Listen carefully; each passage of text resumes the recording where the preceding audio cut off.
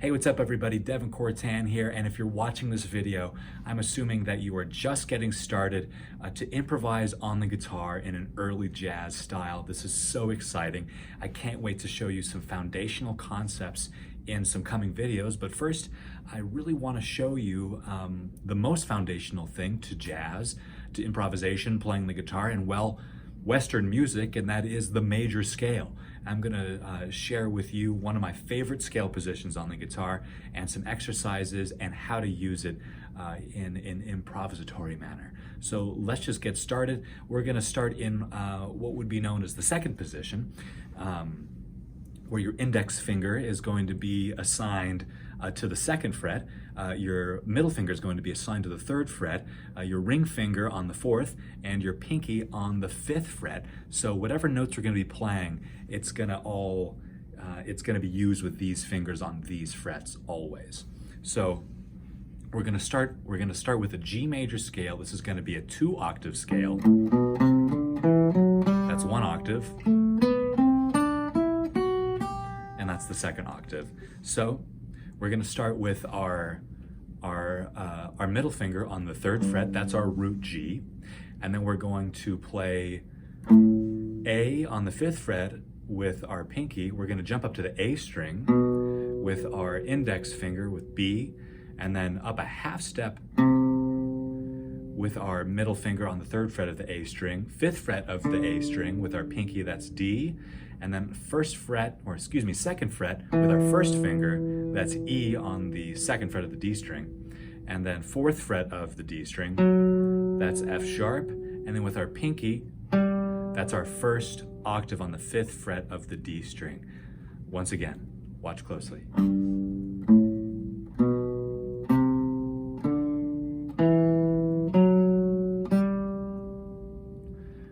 Now moving on to the second octave, G, the fifth fret of the D string, and we're going to jump up a whole step and a string with our first finger on the second fret of the G string, our third finger on the fourth fret of the G string, grab C with our pinky on the fifth fret of the G string, only 2 notes on the B string, D with our second finger on the third fret of the B string, on the fifth fret of the B string, that's E with our pinky, F sharp with our first finger on the second fret of the high E string, and then finally G on the third fret of the high E string with our second finger. So watch that again and practice it really, really slowly. Make sure that all of your notes are not buzzing, they're ringing out clear, and that you're using rounded fingers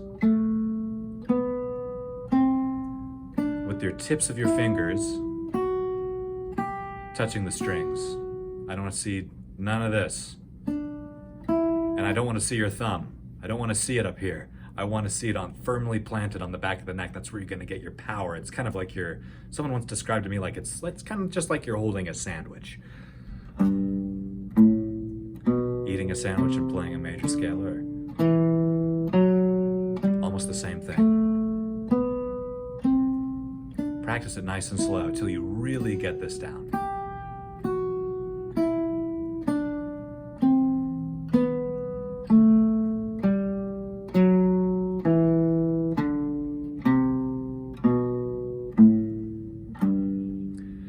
Okay, now that we have this down, what I want you to do is practice saying the names of the notes as you go along.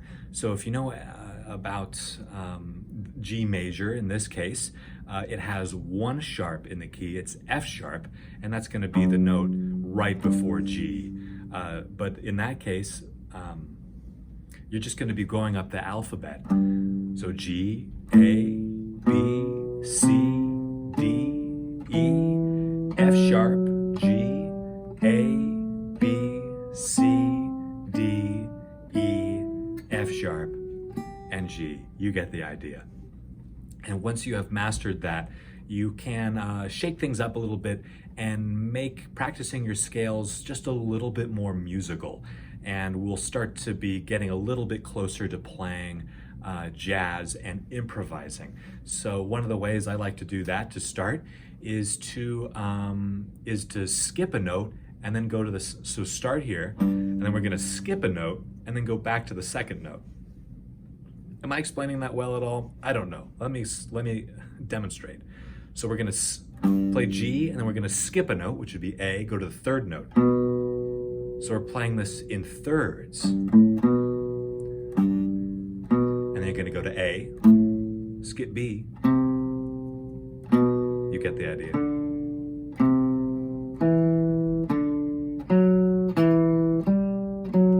And so on.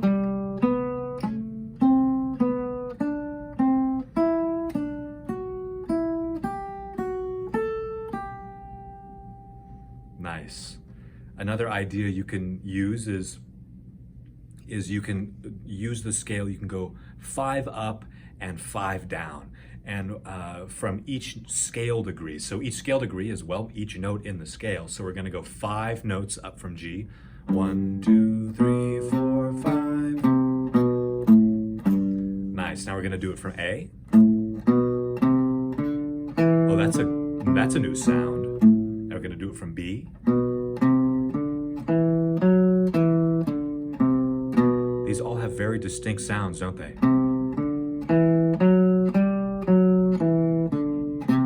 You get the idea on that one.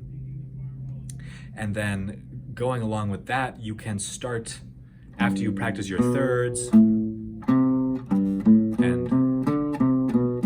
going 5 up, 5 down,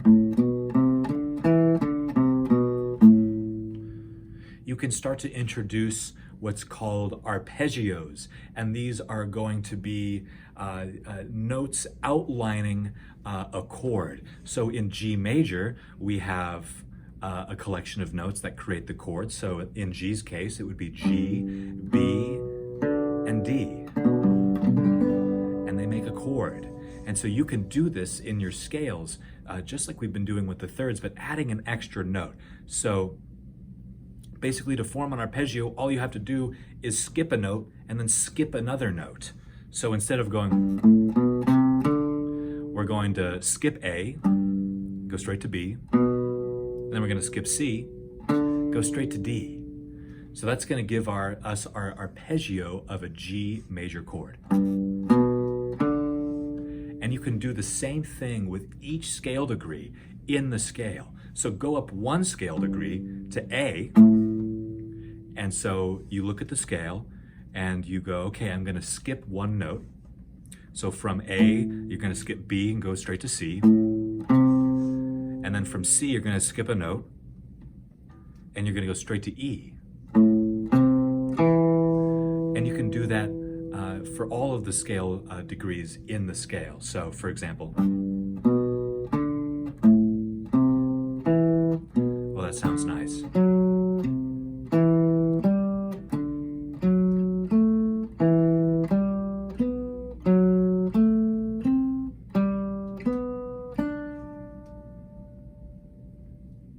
That's starting to sound like music, isn't it? And so now you can spice this up even further. I'm sorry I'm going through all these so quickly. We can spend hours and hours and hours talking about this. And so we can spice this arpeggio up by using a trick that jazz musicians, I don't care who they are, they've done it before. And that is adding approaching notes, half-step approaching notes from below on each degree of the arpeggio. So when we play our G major arpeggio, maybe we can go, oh, that sounds cool.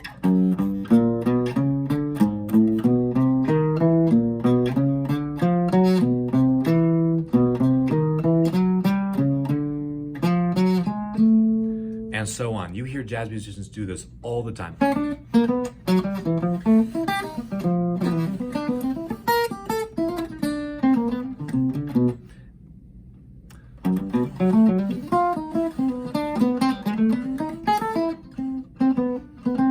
Oh. Did I demonstrate that well at all? I don't know.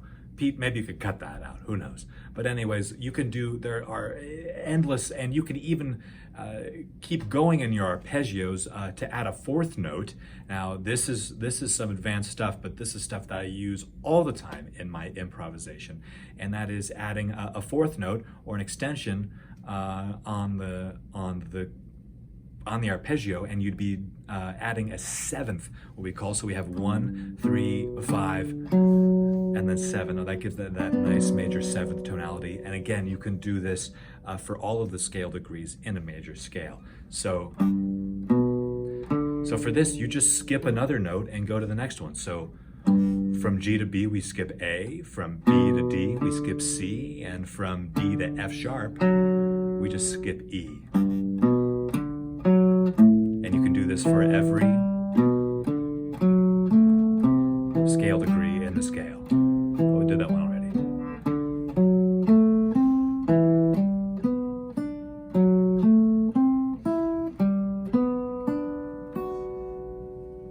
That just sounds just lovely. And here's one of my favorite warm-ups to end, is to use that same concept, but then you walk down, you do the arpeggio, and then you walk back down the scale. Well, that sounds like music.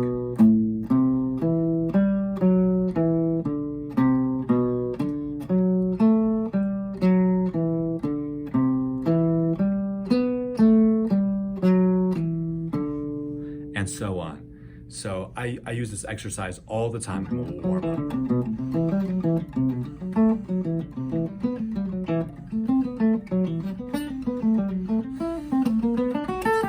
Or something like that. Remember, practice slow, be thorough. If you want to play fast, practice slow.